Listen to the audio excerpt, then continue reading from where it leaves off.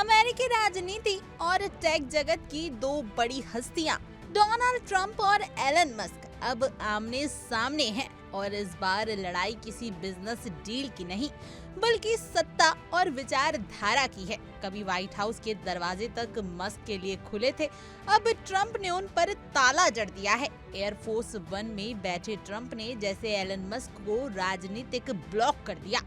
उन्होंने कहा, मैं रूस, चीन, ईरान से निपट रहा हूँ। मस्क के बारे में सोचने की फुर्सत नहीं है। बस उम्मीद करता हूँ कि वह टेस्ला में ठीक करें। लेकिन इस ठेंगा में जितनी सादगी है, उसके पीछे की तलखी उतनी ही तीखी है। दरअसल विवाद की चिंगारी ट्रंप के उस टैक्स कट बिल से भड़की, जिसे एलन मस्क ने खुलकर घिनौना और राष्ट्र विरोधी कह दिया। मस्क ने इसे रिपब्लिकन पार्टी के लिए राजनीतिक आत्महत्या करार कर दिया और अपनी सोशल मीडिया साइट एक्स पर ऐसी पोस्ट शेयर की जो ट्रंप के लिए शर्मनाक कही जा सकती है। जवाब में ट्रंप ने मस्क की कंपनियों स्पेसएक्स, स्टारलिंक और टेस्ला पर सरकार की मेहरबानी खत्म करने की धमकी दे डाली। यहाँ तक कि उन्होंने व्हाइट हाउस लोन पर मार्च में दिखाई गई लाल टेस्ला मॉडल एस को भी हटवाने का विचार जताया। विवाद और गहराया जब ट्रंप ने मस्क के सबसे करीबी माने जाने वाले जैरेड इसाकमैन को नासा चीफ बनाने का फैसला रद्द कर दिया। कहा जा रहा है कि इस फैसले के पीछे स्टाफिंग हेड सर्जियो गोर का हाथ था, वही गौर जिनसे मस्क की पहले से तनातनी रही है। कैबिनेट मीटिंग में मस्क ने गौर की स्लो हायरिंग पर सरेआम नाराजगी जताई थी। मस्क ने भी कोई कसर नहीं छोड़ी।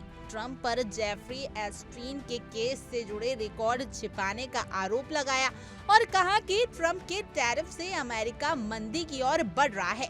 हद तो तब हो गई जब मस्क ने नासा के साथ चल रहे अपने ड्रैगन मिशन को बंद करने की धमकी दे डाली, जो इस वक्त अमेरिका का इकलौता अंतर्राष्ट्रीय स्पेस यान है।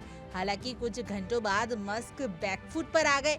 इस पूरे हंगामे का सीधा असर टेस्ला के शेयरों पर पड़ा। एक ही दिन में कंपनी का बाजार मूल्य 150 अरब डॉलर गिर गया। मस्क के पुराने समर्थकों तक ने उनसे ट्रंप से माफी मांगने की सलाह दी। प्रसिद्ध निवेशक जेम्स फिशबैक ने कहा, राष्ट्रपति ट्रंप ने मस्क को बहुत सम्मान दिया, लेकिन अब उनका बर्ताव हैरान करने वाला है।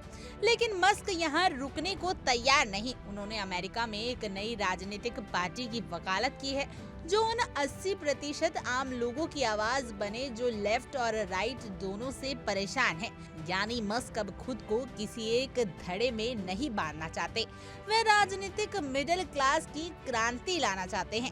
अब सवाल ये है कि क्या ये महाझगड़ा यहीं थमेगा या फिर आने वाले चुनावों में अमेरिकी राजनीति में ये सबसे बड़ा फेस ऑफ बनेगा। ट्रंप सरकार में मस्क का असर खत्म होता दिख रहा है, लेकिन मस्क भी उस तरह का खिलाड़ी नहीं है जो आसानी से मैदान छोड़ दे। दोनों के बीच ये लड़ाई आगे चलकर अमेरिका चुनावों में भी गूंज सकती है और शायद यही मस्क का अगला मास्टर स्ट्रोक हो।